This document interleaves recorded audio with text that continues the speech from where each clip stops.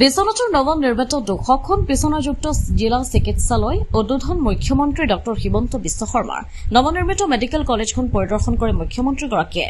বিশ্বনাথৰ নৱনিৰ্মিত 200খন বিছনাযুক্ত জিলা চিকিৎসালয়খন আজি বিয়লি 4:30 বজাত মুখ্যমন্ত্ৰী ড হিমন্ত বিশ্ব শৰ্মাই আনুষ্ঠানিকভাৱে শুভ উদ্বোধন কৰে।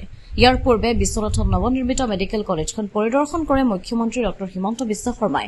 মুখ্যমন্ত্ৰী সাংবাদিকৰ আগত বিশ্বনাথ মেডিকেল কলেজখনত 2025 চনৰ নৱেম্বৰ মাহৰ পৰা চিকিৎসা সেৱা আগবঢ়াব বুলি উল্লেখ কৰাৰ লগতে 2026 চনত নেশ্যনেল মেডিকেল কলেজৰ স্বীকৃতিৰ কাৰণে আবেদন কৰিব পাৰিব বুলি উল্লেখ কৰিছে।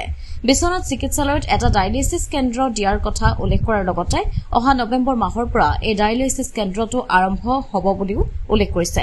আজিৰ 200খন বিছনাযুক্ত জিলা চিকিৎসালয়খন উদ্বোধনী কাৰ্যসূচীত মুখ্যমন্ত্ৰীগৰাকীক সংগ দিয়ে তেজপুৰ লোকসভা সমষ্টিৰ প্ৰাক্তন সাংসদ প্ৰাক্তন পল্লৱ লোচন দাস, বিশ্বনাথৰ বিধায়ক প্ৰমোদ বৰঠাকুৰ, বিশ্বনাথ জিলা আয়ুক্ত ড নেহা যাদৱ। বন্ধু বান্ধৱী, আমাৰ বিশ্বনাথ জিলা হস্পিটেলখন ইতিমধ্যে নিৰ্মাণ হৈছিলে 100খন বিছনা। ইয়াক মই এটা সময়ত ভূমি পূজন কৰিছিলোঁ। আজি আনুষ্ঠানিকতাৰ খাতিৰত আমি ইয়াক উদ্বোধন কৰিলোঁ, যদিও বিল্ডিংটো কেইবাদিনো আগতে সম্পূৰ্ণ হৈ আছিলে। বিশ্বনাথ মেডিকেল কলেজখনো মই খুব ভাল কৰি আজি পৰিদৰ্শন কৰিলোঁ।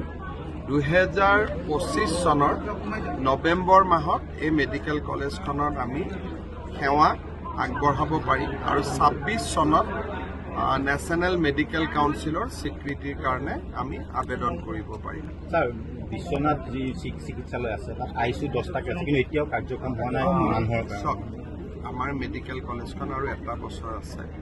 মেডিকেল কলেজত আমাৰ টোটেল 70টা ICU থাকিব আৰু এটা বছৰৰ পিছতে উদ্বোধন হৈ যাব। ইয়াতে আমাৰ বিশ্বনাথ চিভিলত, বৰ্তমান চিভিলত আমি ডায়েলিচিছ চেণ্টাৰ এটা দিছোঁ।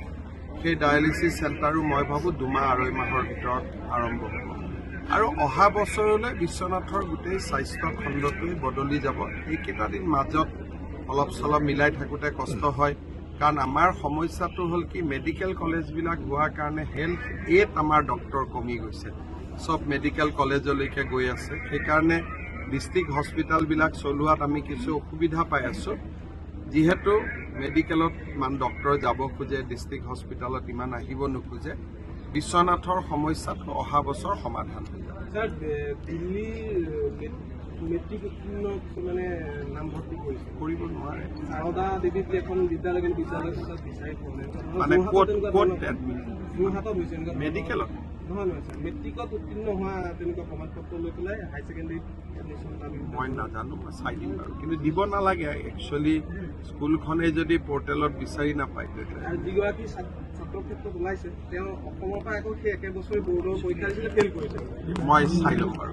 ক'ত? যোৰহাটত মই খবৰ চিকিৎসকৰ মই ক'লোৱে, বুজাই দিলোঁ যে আৰু কেইটামান দিন ৰখক। আৰু এতিয়া মই মাজত 2-3বাৰ আৰু আহিম, যাতে একদম টাৰ্গেটত ইলেকশ্যনৰ আগতে যাতে মেডিকেল কলেজখন আৰম্ভ হ'ব পাৰে। সেইকাৰণে মই 2-3বাৰ মাজত আহি থাকিম, যাতে কামটো ফাষ্ট। বিশ্বনাথ চাৰিআলি পৌৰসভাৰ পৌৰপতি অমৰজ্যোতি বৰঠাকুৰ, বিজেপিৰ জিলা সভাপতি দিগন্ত ঘাটোৱাৰ, চিকিৎসক ড জোনালী গগৈৰ লগতে চিকিৎসকসকল, চিকিৎসালয়খনৰ কৰ্মচাৰীসকল উপস্থিত থাকে। বিশ্বনাথৰ পৰা ৰমেশ চন্দ্ৰচৰণৰ ৰিপৰ্ট, অমৃত নিউজ 24/7।